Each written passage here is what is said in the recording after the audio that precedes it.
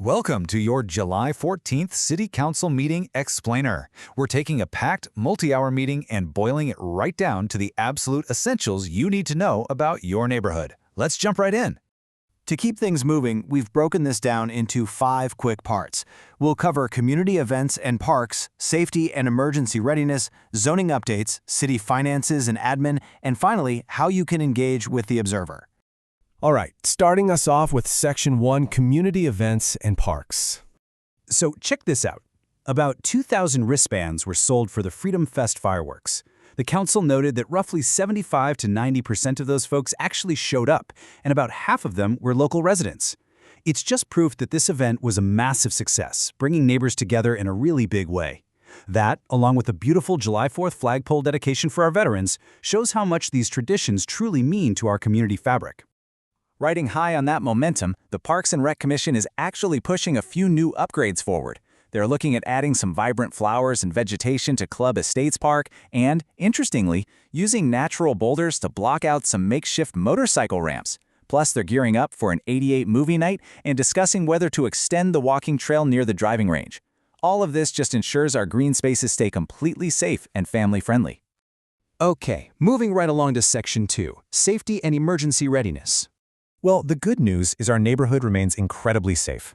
Out of 170 total incidents logged in June, we had 42 traffic stops, mostly resulting in warnings.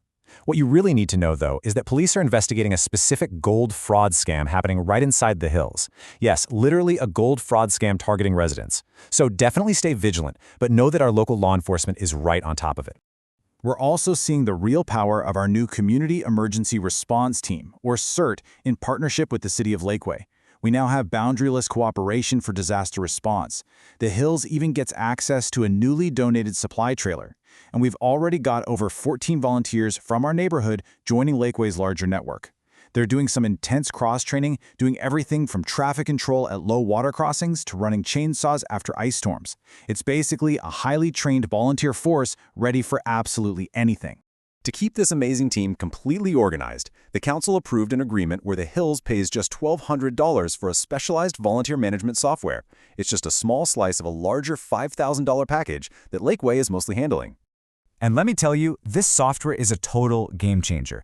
It gives us cloud-based crisis management that tracks where active volunteers are in real time, plus it manages all the regional equipment.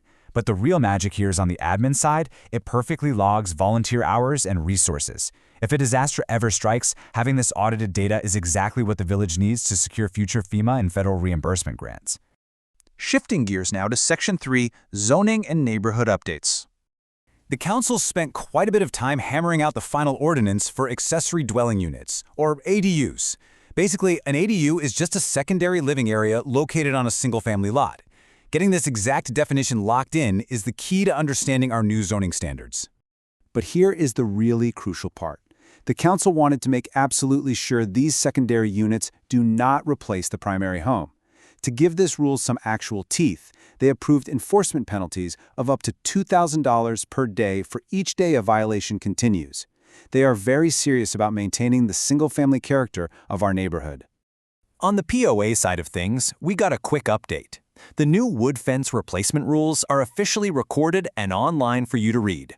Oh, and if you were dreading major summer road work, you can breathe easy. They're actually deferring the big road construction until next year so they can bundle it into a larger, way more cost-effective project. So that means less disruption right now and better financial efficiency later. A win-win. Let's look at the books with Section 4, City Finances and Admin. The big takeaway here is that our village finances are healthy and highly predictable. Sales tax receipts are up, exactly as planned after the club dues changes. The Austin Energy franchise fees have caught up after a slight timing delay. And while solid waste revenues might look a bit low at first glance, the data shows it's just due to the standard bi-monthly collection cycle.